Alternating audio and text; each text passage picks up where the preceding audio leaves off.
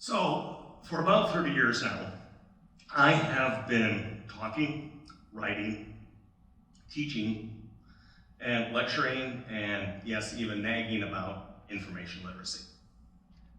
Now, when I started a few decades ago, information literacy was a somewhat quaint notion that my job was to help college students seek out information, evaluate it, and see if it met their needs.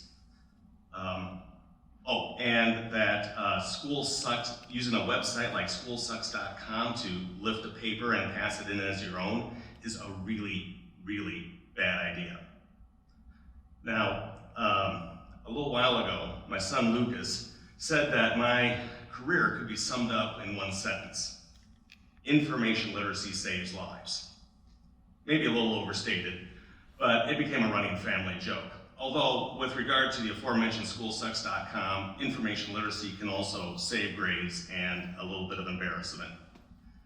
But it's become alarming that now information literacy has become an existential skill in a public health crisis.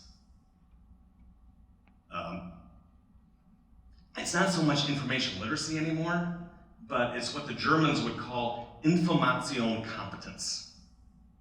Are you competent enough to know that your mind is being hacked, to be influenced, to act in ways that are not in your best interests?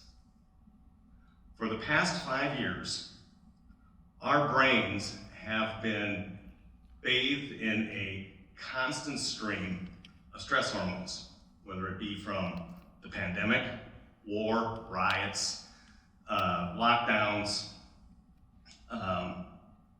and we're understandably freaked out, and also angry and outraged. And the problem is that the theme of this TED Talk this year is that it's supposed to be restarting the conversation. And the one thing I know absolutely without question is that you cannot have a conversation with an angry and outraged person. How do I know this? Well, I used to be a bartender at Joe's Nighthawk Bar and Grill and a public librarian. And I know that you cannot have a conversation with a person who is angry and outraged, whether it's about an overdue fee on a late book, or whether I'm going to let you into the public library during a pandemic, or the price of burritos. Now, some of what fuels this is what's called the algorithms of outrage. The algorithms of outrage is a construct that's been talked about for the past couple of years by scholars from places like the University of Kentucky and Michigan State, and among others. It goes something like this. The influencers and the media want to put things in front of you that interest you. And believe me, they know what interests you.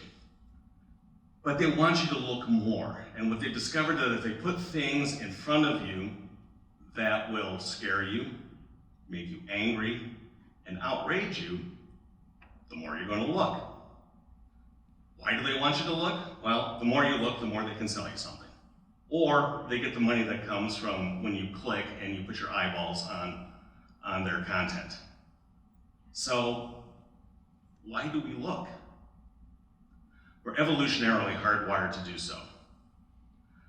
Our ancestors, or at least the successful ones, when they were going about their business, developed the skill that if something was out of place, something was not right, like, for instance, that bush over there, it's rustling, and there's no wind.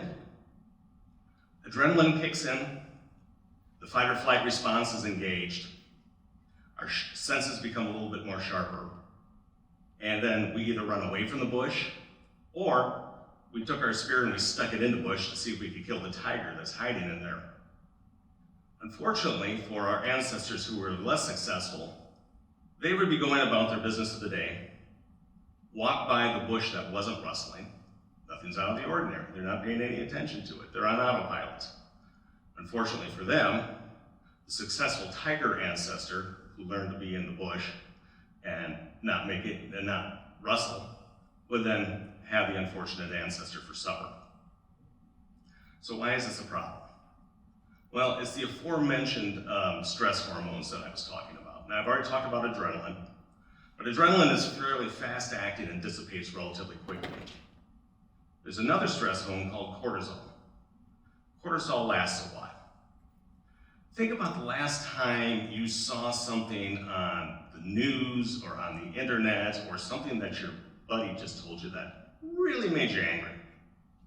If you were thinking about it 3 hours later and it was still making you angry, that's your good friend cortisol. Now, the other problem with it is that elevated levels of cortisol, according to doctors from the Mayo Clinic, can result in suppressed immune system, decreased libido, acne, elevated levels of blood pressure and blood sugar, and obesity. Anybody gain weight during the pandemic? So, when I was a librarian here at Wartburg College, I had a colleague that taught in the broadcast journalism department. And she would always tell her students, if it bleeds, it leads.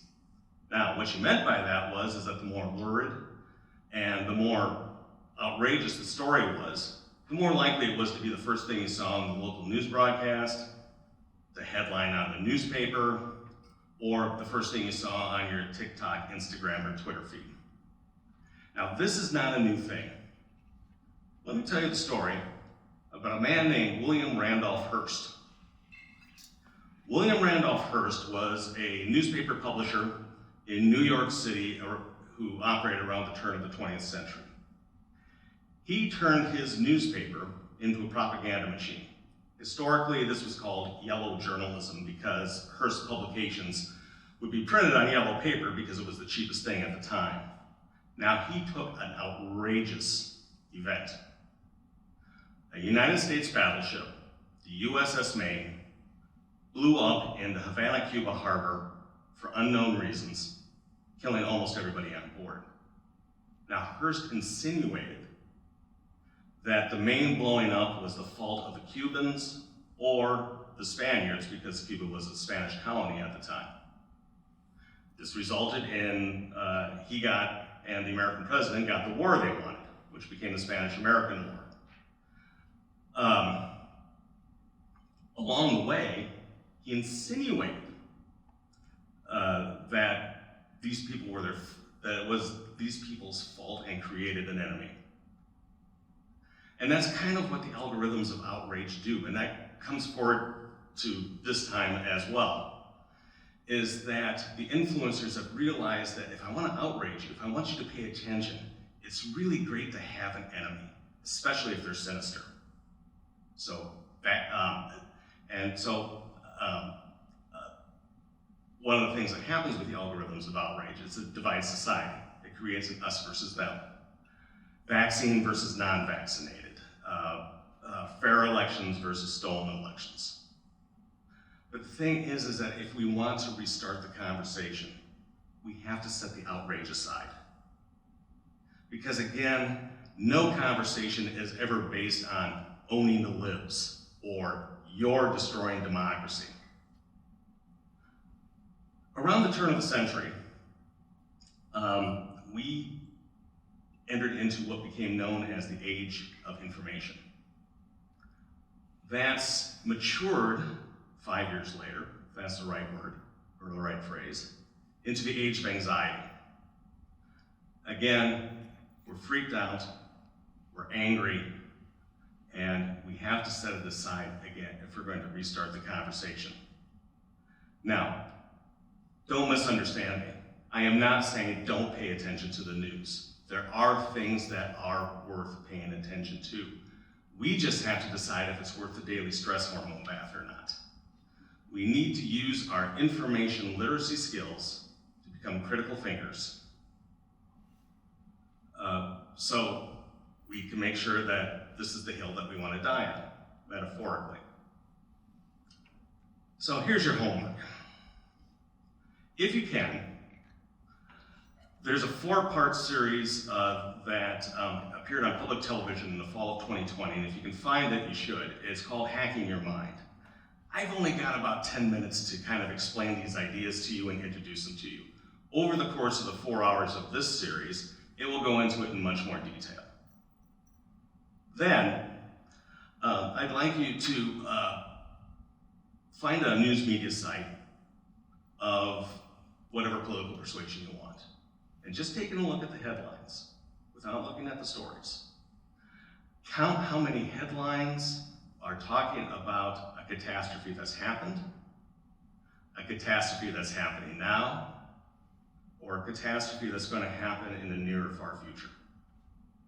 And then compare that to the amount of headlines that either have good news or at least neutral news, and pay attention to the ratio.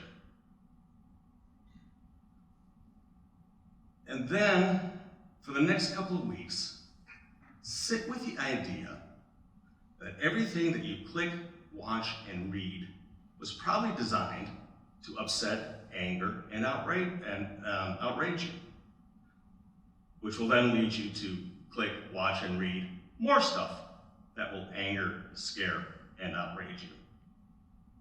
And this, my friends, is the anxiety bubble.